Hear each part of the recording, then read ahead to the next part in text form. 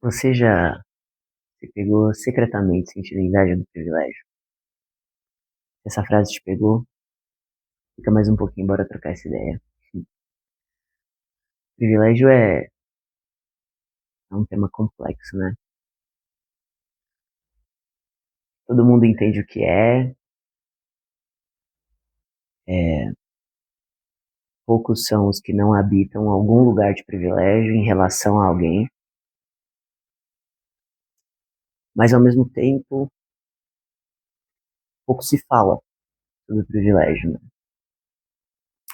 E eu tenho pensado um bom bocado sobre isso e decidi vir aqui partilhar.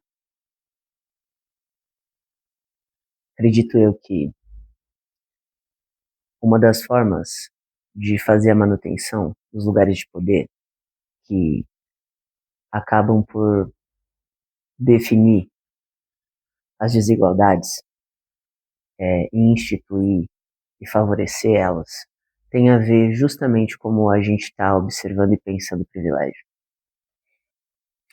Como pode a gente olhar para o privilégio e ressentir, querer algo daquele lugar?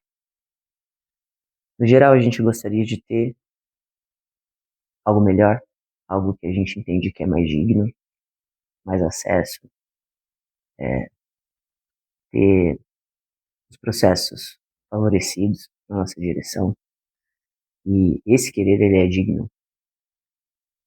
Mas talvez, enquanto a gente não entender o que o privilégio, como o privilégio realmente funciona,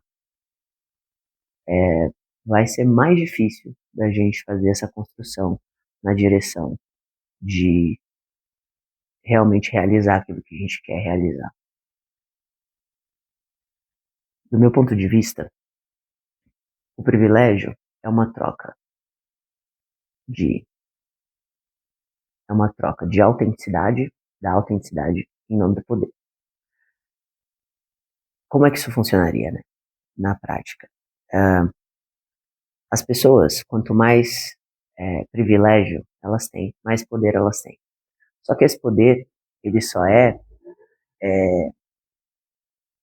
existe um pacto, digamos assim, um pacto secreto, digamos assim, para que essa pessoa possa continuar fazendo o exercício desse poder.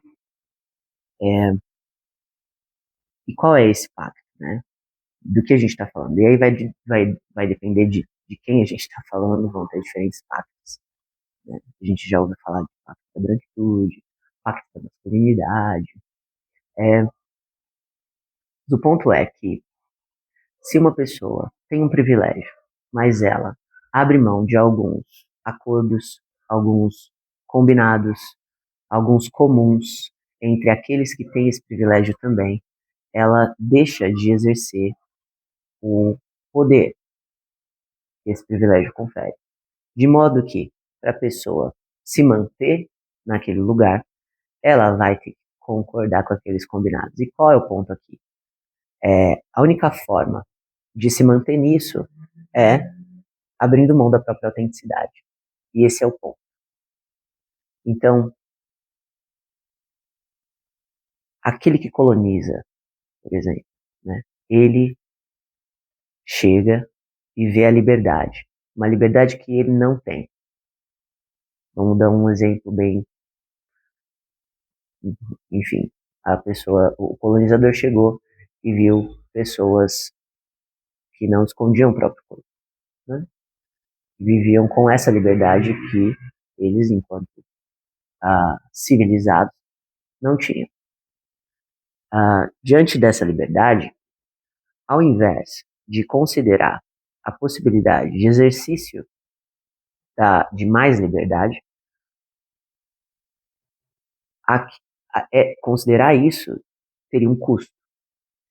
E o custo disso seria perder essa parte nesse acordo de poder. Então, aqueles que fazem parte daquele grupo, se deixam de seguir aquelas regras, sabem que vão sofrer algum tipo de retaliação daquele grupo. Em nome de se manter naquele grupo, o exercício de uma maior liberdade é nem considerado. Logo, o recurso principal é de apontar aquilo que é mais livre, enquanto errado, condenável. Logo, aquilo precisa ser extirpado, corrigido, dominado. E esse é um processo de inveja destrutivo. É, não necessariamente se quer aquela liberdade, mas o fato da liberdade questionar, tensionar internamente a forma como se vive, coloca em risco o pertencimento ao grupo e faz com que o tal do privilegiado abra mão de um questionamento e de um processo de transformação em si, no encontro com o novo, para se manter naquela imagem, naquela forma, para assim continuar no exercício de poder que aquele grupo confere. É, quando a gente é parte de quem está no lugar de um exercício de maior liberdade,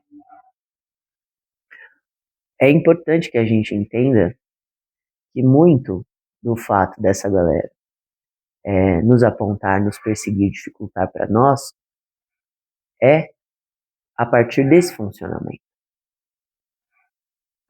E que o custo que essa galera está tendo de se manter lá naquele lugar de poder é deixar de ter uma vida mais autêntica. Eles são profundamente ressentidos. Estão capturados por uma lógica de se manter numa forma em nome de continuar tendo poder. E no fim, o que isso vai construindo é um, uma vida em que é justificada pelo exercício do poder e não mais pelo exercício de ser e estar em contato com a vida, com aquilo que nos toca, nos move e nos transforma invariavelmente. Então, vale a gente olhar para fora e para as coisas que nós queremos e, e se perguntar, né, e nos perguntar: a gente quer poder ou a gente quer aquilo que a gente quer? Quanto daquilo que a gente quer é, na verdade, um desejo de poder? Para aí, então, sermos nós quem vai exercitar o poder e essa delícia de ter poder, né? Seja poder de compra que seja. É,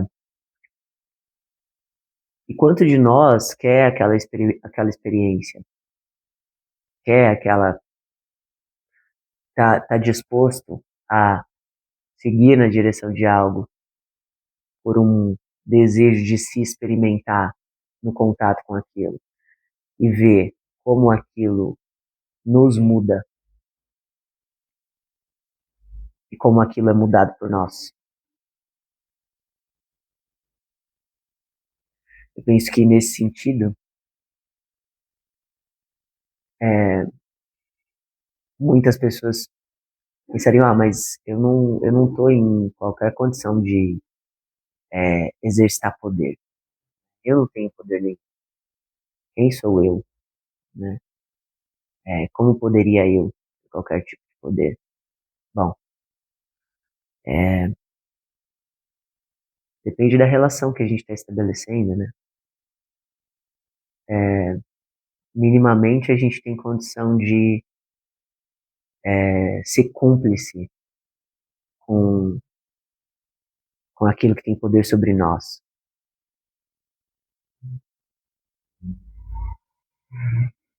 Esse é um papo muito complexo. Acho que eu fiquei muito confuso nessa primeira tentativa de falar sobre isso. Talvez eu vá tentar de novo, mas é isso. Farei outros vídeos. Bora trocar essa ideia. Se você ficou mexido, ficou irritado, ou interessado por esse assunto, segue aí e bora continuar trocando essa ideia e construindo essa perspectiva que eu acho que ela é bem importante da gente uh, ter mais clareza desse jogo aí, desse jogo social que está posto e que está aprisionando a grande maioria de nós.